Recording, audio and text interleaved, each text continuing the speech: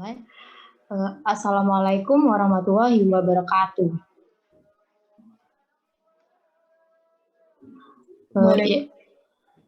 Yang terhormat Prof. Dr. Sunardi MPD dan Bapak Edi Wiarjo SPD MPD selaku dosen pengampu mata kuliah belajar dan pembelajaran. Di sini kami akan mempresentasikan tentang materi literasi dan program for International Student Assessment atau disingkat PISA yang beranggotakan saya sendiri Avisa Tita Sabila dengan NIM 210 210 101011 dan teman saya Nadifa Ikaprianti dengan NIM 21021010100. Saya Fanai Ramadhaniar Subagio dengan NIM 21021010122. Saya Alia Oktavia Durunafis dengan NIM 2102 10101023.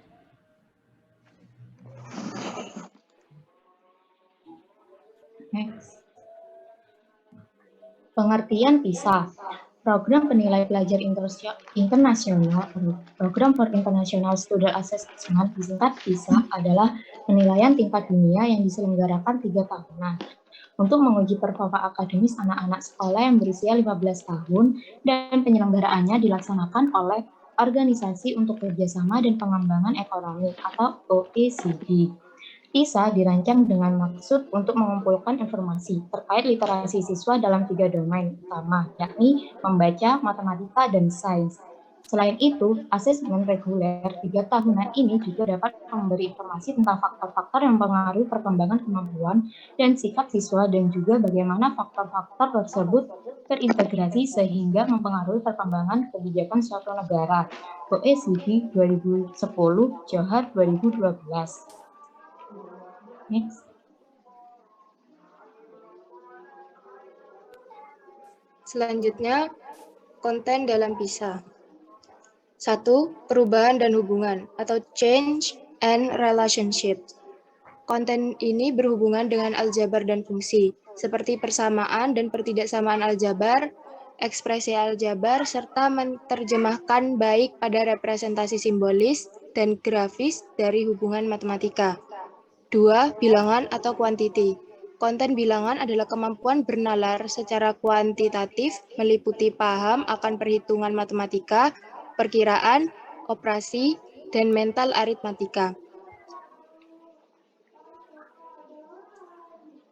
Yang ketiga, ketidakpastian dan data atau uncertainty dan data. Konten ini berkaitan dengan peluang dan statistik di mana juga sering dijumpai dalam kehidupan sehari-hari. 4. Ruang dan bentuk atau space and shape. Konten ini berkaitan dengan soal yang menguji kemampuan siswa dalam mengenal bentuk dan ciri benda dalam hubungannya, serta mencari persamaan dan perbedaan dalam berbagai representasi bentuk. Selanjutnya ada konteks dalam PISA. Konteks dalam PISA dapat dikategorikan menjadi 4, yaitu yang pertama ada konteks pribadi atau personal. Konteks pribadi berfokus pada permasalahan yang berhubungan langsung dengan aktivitas pribadi siswa, baik kegiatan diri sendiri, kegiatan dengan keluarga, maupun dengan kegiatan dengan teman sebaya. Yang kedua ada konteks pekerjaan atau okupasional. Konteks pekerjaan berfokus pada tempat dan lingkungan kerja. Konteks pekerjaan ini dapat berupa hal-hal seperti mengukur, biaya dan pemesanan bahan, bangunan, menghitung gaji, pengendalian mutu, penjadwalan, desain atau arsitektur, dan kerja yang berhubungan dengan pengambilan keputusan. Yang ketiga ada konteks umum atau sosial. Konteks umum berhubungan dengan penggunaan pengetahuan matematika dalam kehidupan bermasyarakat, baik lokal, nasional, maupun global. Konteks ini dapat berubah masalah sistem pemilihan, angkutan umum, pemerintah, kebijakan publik, demografi, periklanan, statistik nasional, masalah ekonomi, dan lain sebagainya. Walaupun seseorang dilibatkan dalam segala hal secara pribadi, namun konteks sosial difokuskan pada masalah yang ada dalam masyarakat. Oleh karenanya, siswa dapat menyumbang pemahaman mereka tentang pengetahuan dan konsep matematikanya untuk mengevaluasi berbagai situasi yang relevan dan dalam kehidupan di masyarakat. Yang terakhir yaitu ada konteks ilmiah atau scientific. Konteks ilmiah dalam PISA secara khusus berhubungan dengan kegiatan ilmiah yang lebih abstrak dan penguasaan teori secara mendalam yang digunakan dalam melakukan pemecahan matematika. Konteks ilmiah juga berkaitan dengan penerapan matematika di alam, isu-isu dan topik-topik yang berkaitan dengan ilmu pengetahuan dan teknologi, seperti cuaca atau iklim, ekologi, kedokteran, ilmu ruang, genetika, pengukuran, dan dunia matematika itu sendiri. Next.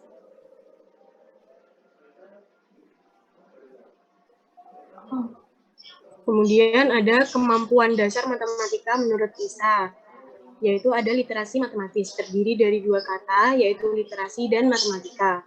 Definisi dari literasi sendiri mengalami banyak perkembangan, bukan lagi hanya sekedar membaca dan menulis, tetapi juga dikembangkan menjadi sebuah keterampilan dan kemampuan berpikir kritis, analisis, dan mampu mengevaluasi informasi dari banyak sumber dalam konteks multiliterasi, multikultur, dan multimedia melalui pemberdayaan multi-inteligensi. Melalui kerangka PISA, terdapat 7 kompetensi dasar yang digunakan dalam literasi matematis. Lanjut. Yang pertama ada komunikasi, yaitu kemampuan untuk mengkomunikasikan masalah atau bisa dikatakan kemampuan untuk mengenali, memahami, menafsirkan masalah yang memungkinkan siswa untuk membuat model matematika sebagai langkah penyelesaiannya. Kemudian yang kedua ada matematisasi, yaitu kemampuan untuk mengubah masalah dunia nyata menjadi bentuk matematika, atau bisa diartikan membuat struktur, konsep, asumsi yang merumuskan masalah yang diberikan menjadi sebuah model matematika. Kemudian yang ketiga ada representasi, yaitu kemampuan untuk menyajikan kembali suatu objek matematika, atau dapat diartikan sebagai kegiatan memilih, menafsirkan, menerjemahkan, dan menggunakan berbagai representasi untuk memahami suatu masalah dan mempresentasikan hasil kerja seseorang. Yang keempat, yaitu kemampuan berpikir logis dan menggali dan menghubungkan elemen-elemen masalah yang dapat membuat kesimpulan menjadi sebuah solusi. Lanjut. Yang kelima, ada merancang strategi untuk memecahkan masalah, yaitu kemampuan untuk memilih dan menggunakan berbagai strategi dalam menyelesaikan masalah secara matematika. Yang keenam, menggunakan bahasa dan operasi simbolik, formal, dan teknis serta operasi, yaitu kemampuan memahami, menafsirkan, memanipulasi, dan memanfaatkan ekspresi simbolik dalam berbagai konteks matematika untuk menyelesaikan masalah matematika. Yang terakhir yaitu menggunakan alat matematika, yaitu kemampuan menggunakan alat-alat matematika untuk membantu beraktivitas dalam matematika.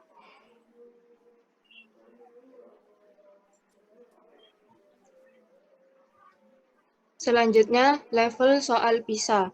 Level 1. Pertanyaan pada level ini konteksnya umum dan informasi yang diperlukan untuk menjawab pertanyaan telah tersedia dalam soal, sehingga siswa hanya dapat langsung menyelesaikan soal. Level 2, diperlukan interpretasi dan paham akan situasi dalam soal. Siswa juga dapat memilah informasi relevan dari soal untuk menyelesaikan soal. Level 3, siswa dapat menerapkan strategi untuk memecahkan masalah sederhana.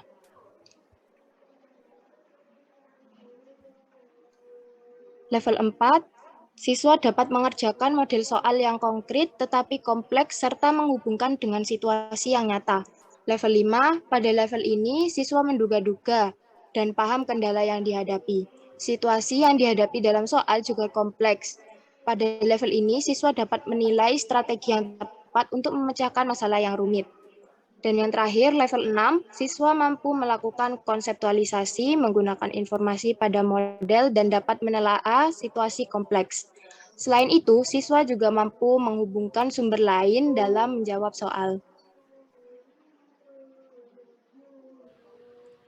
Selanjutnya, saya akan menjelaskan tentang tipe soal PISA. Yang pertama yaitu Open Constructed Response Type. Siswa mencari jawaban atau respon terhadap permasalahan yang ada dengan cara menulis langkah-langkah penyelesaian. Bentuk soal ini merupakan jenis soal terbuka, artinya siswa diminta memberi jawaban suatu permasalahan yang dituliskan melalui langkah-langkah atau strategi untuk menyelesaikan permasalahan tersebut. Bentuk soal ini memiliki kemungkinan jawaban benar beragam. Yang kedua yaitu close constructed response type. Dalam soal tipe seperti ini, menggunakan peraturan yang lebih terstruktur dalam menyajikan solusi dari soal, dan siswa kemungkinan untuk memberi jawaban yang mudah dinilai sebagai jawaban benar atau salah. Siswa hanya diminta untuk menulis jawaban dalam bentuk numerik atau dalam bentuk lainnya yang bersifat tertutup, misalnya mengisi titik-titik dengan jawaban akhiran saja tanpa menulis langkah-langkah penyelesaian. Yang ketiga yaitu select response multiple choice type. Dalam tipe soal seperti ini, siswa harus memilih salah satu jawaban yang dianggap paling benar. Soal ini biasanya bisa dengan memilih suatu opsi yang diberikan dan dipilih yang paling benar. Next. Kemudian ada contoh soal, yaitu di bawah ini adalah 3 tower yang memiliki tinggi berbeda dan tersusun dari 2 bentuk, yaitu bentuk segi 6 dan persegi panjang. Berapa tinggi tower yang paling pendek tersebut?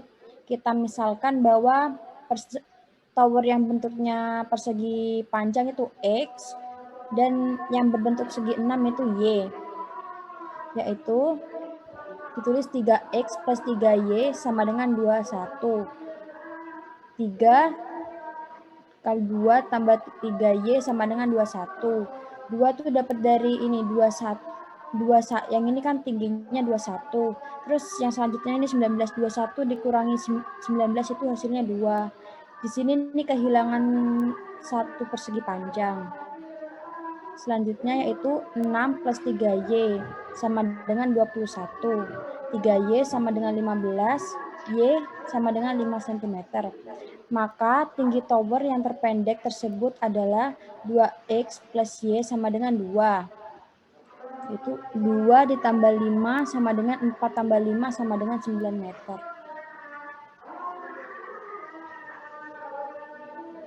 Terima kasih. Terima kasih. Sekian presentasi dari kami. Apakah ada yang ditanyakan? Silakan raise hand.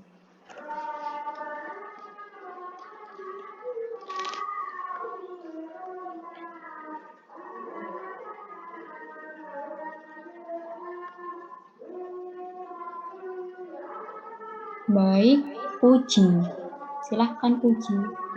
Baik, terima kasih. Saya boleh lihat slide berapa itu yang ada?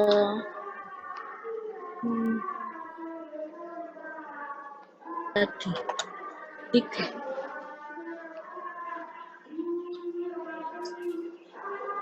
Nah, itu kan ada faktor-faktor yang mempengaruhi perkembangan, kemampuan, dan sikap siswa dan sikap siswa. Nah, faktor-faktor itu apa aja ya?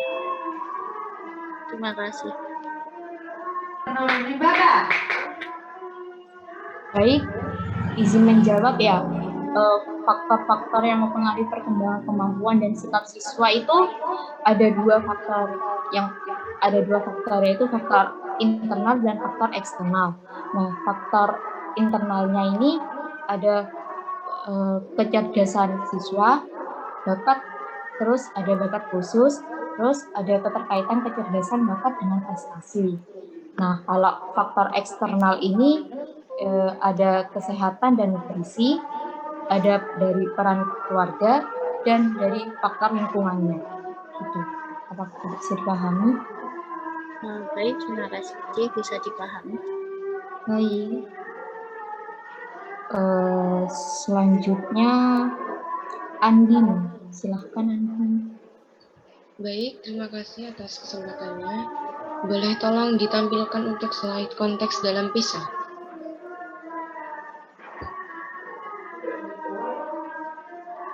Ya, konteks dalam PISA itu kan terdapat konteks pribadi atau personal dan konteks ilmiah. Nah, itu boleh tolong beritahu bagaimana contoh implementasi soalnya, terutama dalam matematika. Terima kasih. Baik, akan saya jawab.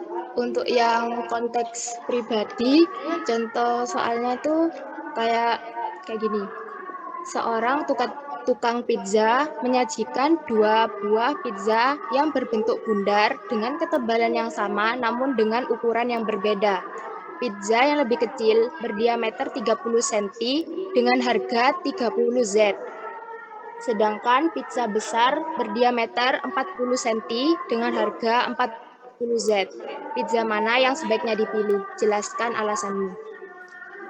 Itu buat yang personal. Terus kalau untuk yang ilmiah, itu contohnya kayak gini. Gerhana matahari terjadi ketika posisi bulan terletak di antara bumi dan matahari, sehingga menutup sebagian atau seluruh cahaya matahari. Berdasarkan informasi dari situs internet, gerhana matahari akan terlihat pada tanggal 25 September 2012 di Afrika Selatan dan Selandia Baru. Diketahui perbedaan waktu Afrika Selatan dengan waktu Greenwich 2 jam lebih cepat, sedangkan perbedaan waktu Selandia Baru dengan waktu Greenwich 13 jam lebih cepat. Menurut pendapatmu, apakah informasi dari situs internet tersebut masuk akal? Berikan penjelasan untuk mendukung jawabanmu. Apa bisa dipahami? Bisa dipahami, berarti jawaban antar tiap siswa berbeda ya, tergantung dari pendapat pribadi masing-masing begitu. Iya. Dan itu apa harus ada fakta-fakta yang mendukung untuk menjawab sebuah argumen tadi? Kalau itu tetap kembali ke pribadi masing-masing ya, sama dilihat dari cara menerjemahkan soalnya aja gitu. Kan masing-masing orang punya persepsi sendiri gitu dalam menghadapi soal. Oh iya, berarti terserah ya mau ada fakta yang mendukung atau hanya pendapat pribadi saja boleh berarti ya? Ya. Baik, terima kasih atas jawabannya. Iya, sama-sama. Selanjutnya Meidinda. Silahkan Meidinda.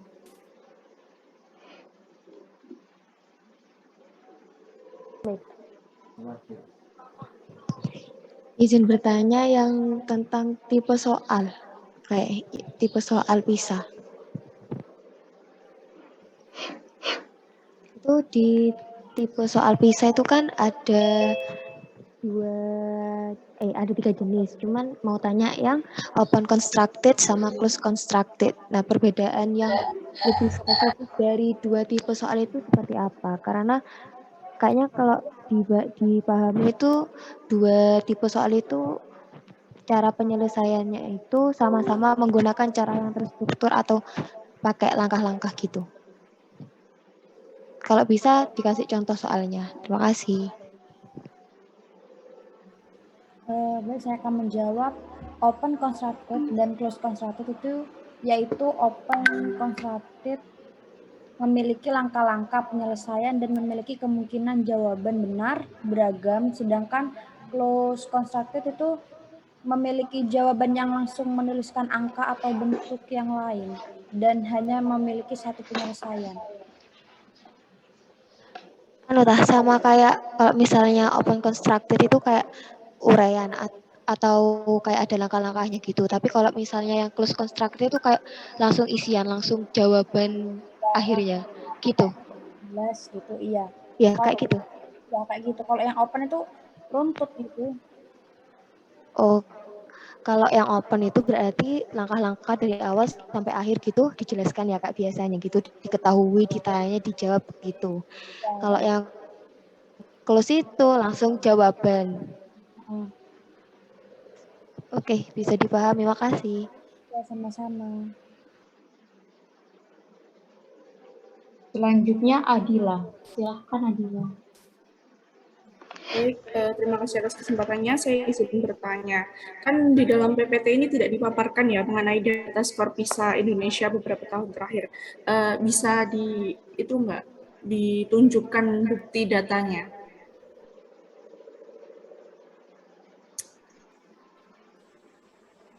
Baik, untuk itu dijawab terakhir gak apa-apa? Iya, nggak apa-apa.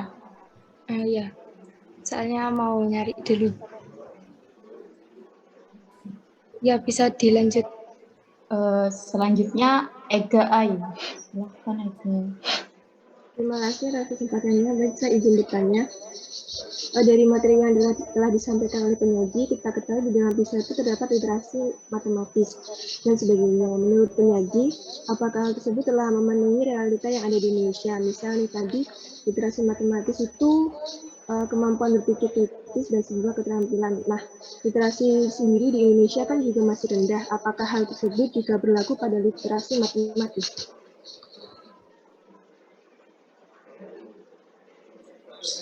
Izin menjawab ya. Itu berlaku juga sama kayak literasi matematis.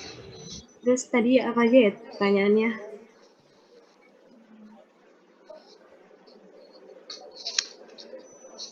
Apakah bagaimana?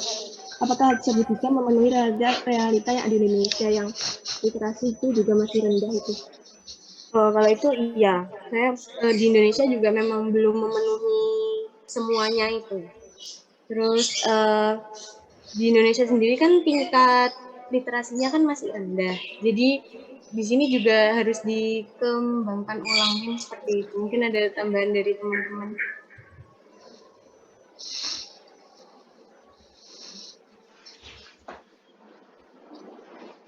Terus langkah seperti apa yang dipakai pemateri untuk meningkatkan literasi matematis ini?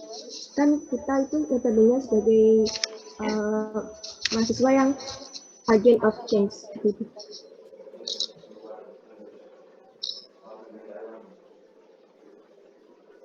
Baik, akan saya jawab ya. Jadi kalau mungkin solusinya ya, itu bisa dimulai dari diri kita sendiri gitu. Sebagai calon pendidik kita juga harus paham sama konsep-konsep dari pembelajaran yang kita terima. Terus juga sering berlatih mengerjakan soal-soal. Nah, itu juga bisa meningkatkan minat baca gitu. Jadi menurut pemateri langkah-langkahnya itu seperti dari diri kita sendiri, seperti lebih memahami materi dan mengerjakan soal-soal seperti itu ya. Ya, nanti kalau kita sudah terbiasa, kita juga bisa mengajarkan kebiasaan yang kita lakukan itu ke murid-murid gitu. Jadi atas jawabannya bisa diterima, terima kasih. Sama-sama.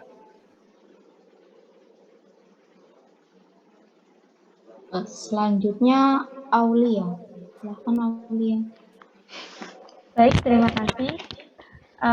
Kemarin saya membaca salah satu bacaan di Google, nah itu menyatakan bahwa PISA itu menguji siswa hanya pada level 4 sampai 6 atau yang kita biasa sebut itu kayak soal-soal hot. Nah, mengapa Indonesia itu peringkatnya rendah? Karena rata-rata siswanya hanya bisa mengerjakan sampai level 3. Kemampuan siswanya itu hanya sampai level 3. Pertanyaan saya, apakah ada solusi ke depannya atau tips belajar buat soal-soal hot begitu? Bisa dipahami? Bisa, mungkin izin menjawab ya. Mungkin kalau untuk tips belajarnya itu lebih memahami tentang konsep-konsep yang materi yang dibahas itu. Jadi dari kita mulai memahami konsep itu, nanti semisal soal-soal itu dikembangkan, kita akan bisa tetap mengerjakan soal-soal itu sendiri. Mungkin seperti itu.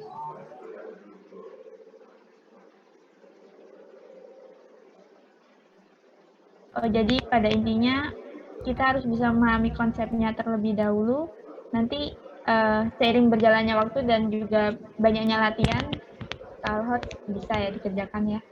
Iya, dari konsep itu nanti kan kita kan paham sih maksudnya ini kayak gimana. Nah, ketika kita dikasih soal-soal yang macam-macam tapi intinya itu sama, kita tetap bisa ngerjain itu. Terus juga benar tadi banyakin latihan soal gitu. Baik, terima kasih. Jawaban bisa diterima.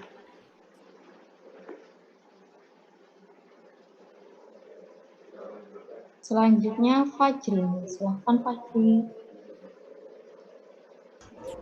Terima kasih, saya izin bertanya ya. Itu kan ada level soal PISA dan apa ya tadi level soal PISA dan tipe soal PISA. Itu apakah keduanya memiliki persamaan atau keterkaitan? Lalu jika iya itu beri contohnya. Terima kasih. Izin menjawab ya. Kalau memiliki persamaan itu menurut kami tidak, soalnya karena jika tipe soal itu kan mengarah pada model soalnya gitu. Sedangkan kalau level soal itu lebih mengarah pada tingkatan soal itu, dari yang mudah ke yang susah gitu. Jadi secara signifikan itu level soal PISA sama tipe itu berbeda? Iya. Oh baik, terima kasih bisa dipahami. Iya. Selanjutnya Alfiatul. Silakan Alfia. Baik, terima kasih atas kesempatannya. Apakah suara saya terdengar? Terdengar. Oh iya, baik. Saya izin bertanya, salah satu penerapan tipe soal PISA itu kan di Indonesia berupa soal AKM ya, yang terdiri dari literasi dan numerasi. Nah, pertanyaan saya, bagaimana menurut kelompok penyaji terkait tipe soal dan keefektifan AKM ini? Apakah tipe soal yang ada di AKM ini sudah mengarah pada tipe soal PISA, dan kemudian apakah kebijakan pemerintah ini sudah sesuai dengan kondisi masyarakat Indonesia saat ini yang kemampuan gemar membacanya itu masih kurang gitu. Mohon penjelasannya. Terima kasih. Baik, saya akan menjawab. Tujuan AKM adalah untuk mendorong perbaikan mutu pembelajaran dan hasil belajar siswa, di mana melalui AKM pemerintah bisa memeratakan sekolah-sekolah berdasarkan kompetensi yang harus dipersiapkan. Selain itu, AKM digunakan untuk mengukur literasi membaca dan matematika untuk perbaikan kualitas belajar mengajar kayak gitu. Oh ya, baik. Apakah itu sudah sesuai ya? Maksudnya ini AKM berupa upaya gitu ya? Upaya untuk meningkatkan mutu pendidikan di Indonesia, seperti itu? Iya, AKM itu usaha pemerintah untuk menaikkan minat baca siswa gitu. Oh iya. Baik, terima kasih. Ya, sama-sama.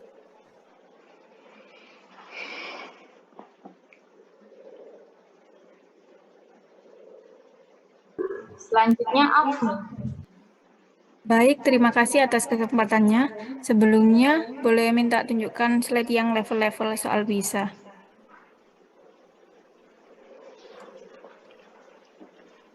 Nah, pada PISA ini kan terdapat 6 level soal.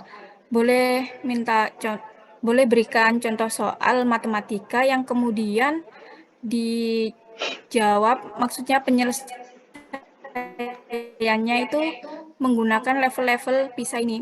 Jadi satu soal itu bisa diselesaikan menggunakan 6 level ini. Boleh dijelaskan? Terima kasih.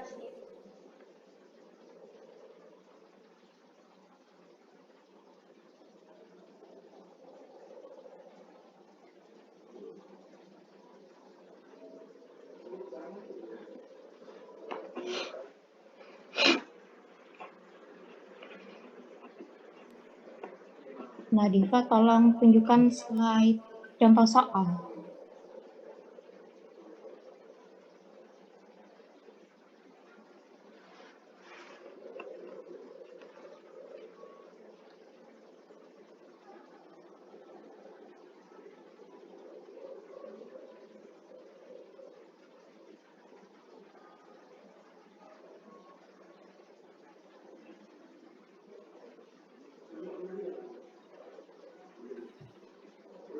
Kalau izin menjawab ya, Kalau di level 1 itu kan pertanyaan pada level ini konteksnya umum dan informasi yang diperlukan untuk menjawab pertanyaan telah tersedia dalam soal sehingga siswa hanya dapat langsung menyelesaikan soal.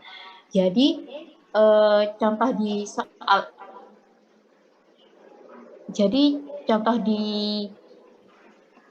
contoh soal ini tuh kan ini udah ada keterangannya gitu. Jadi kita langsung masukin di rumusnya gitu. Langsung menyelesaikan soalnya gitu. Gimana sih? Sebentar.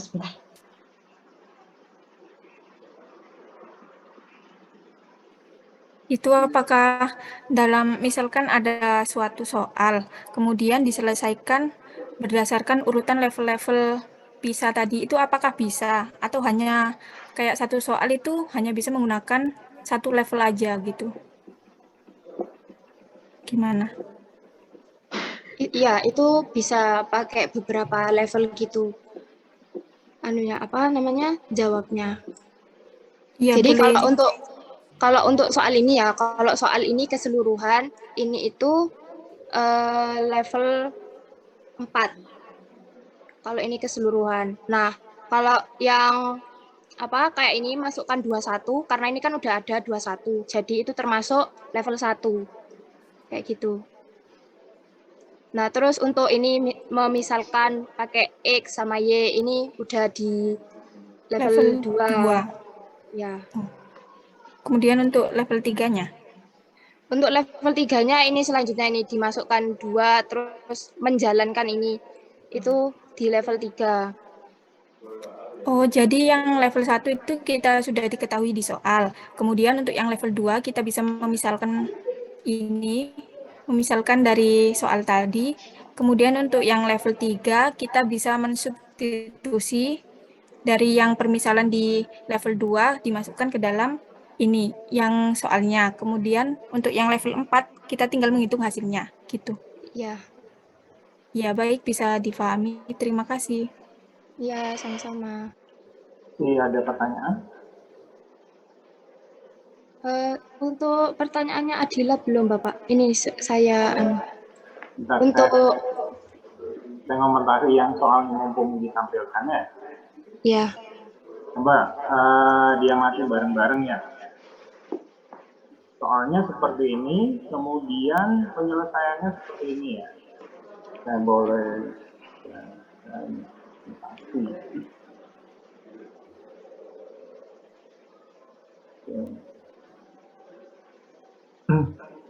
Nah, coba perhatikan. Jadi soal-soal PISA ya, seperti disampaikan tadi, itu memang level-level tinggi ya. Kalau di taksonomi belum. Kalau Anda semester berapa nanti ya, ada mata kuliah namanya Matematika Nalaria. Ya, semester kemarin saya dengan Pak Randi. Ya. Jadi ada 10 teknik ya untuk menyelesaikan. Ada yang menggunakan pola, kemudian macam-macam ya. Nah, coba belajar dari yang ini aja, dari yang soal ini ya. Pertama dari gambar yang ini. Gambar yang tampil ini, yang sebelah kiri, ada 3 ya, kiri, tengah, kanan ya. Ini kan panjang ya, menurut saya sih panjang ini. Jadi coba kita analisis tanpa terlalu banyak, atau dengan langkah-langkah baku yang sebelah kiri ini. Coba perhatikan yang ini. Ada menara seperti ini, terdiri dari bangun, persegi panjang, dan persegi 6. Persegi panjangnya ada berapa? Yang kiri? 3. Persegi 6-nya ada berapa? 3 juga. Jumlah keseluruhan tingginya 21. Kalau misalkan kita ya, persegi panjangnya E, kemudian persegi 6-nya Y, maka akan diperoleh 3X plus 3Y sama dengan 21. 21. Oke, atau kalau kita sederhanakan sama-sama dibagi 3, X plus Y sama dengan 7. X Y sama dengan 7. Iya. Nah, kemudian yang tengah. Tengah tadi bedanya di apa? Di persegi panjang. Panjang. Tanpa atau hanya membandingkan ini 21 dengan 19, maka Y-nya sama dengan berapa?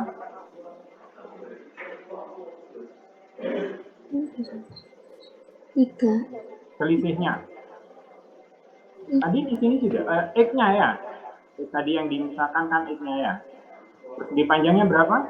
Seperti ini. 2. 2 ya. Selisihnya kan 2. Bisa nggak langsung ke sini? Sepertinya tidak Bisa. Ini X, ini Y, ini X. Bisa. Berapa?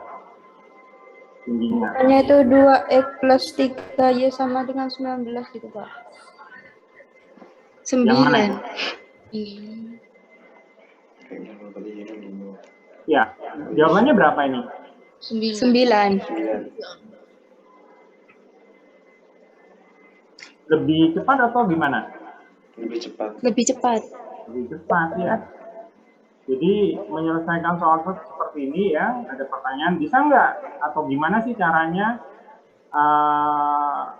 siswa kita ya, siswa Indonesia bisa mengerjakan yang kayak ini? Kalau menurut saya sih latihan ya, banyak latihan ya. Jadi kebiasaan mengerjakan seperti ini nanti akan membentuk kerangka berpikir yang sesuai. Terus yang kedua ya gurunya kalau yang sekarang mungkin belum terbiasa dengan ini, mungkin Anda ya ketika nanti sudah lulus bisa memberikan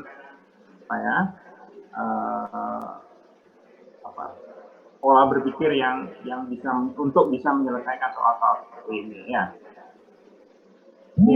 Jam 3, kalau 45 menitan tadi harusnya berakhir 3.15 ya. Mungkin Prof. Nardi mau memberikan sedikit catatan.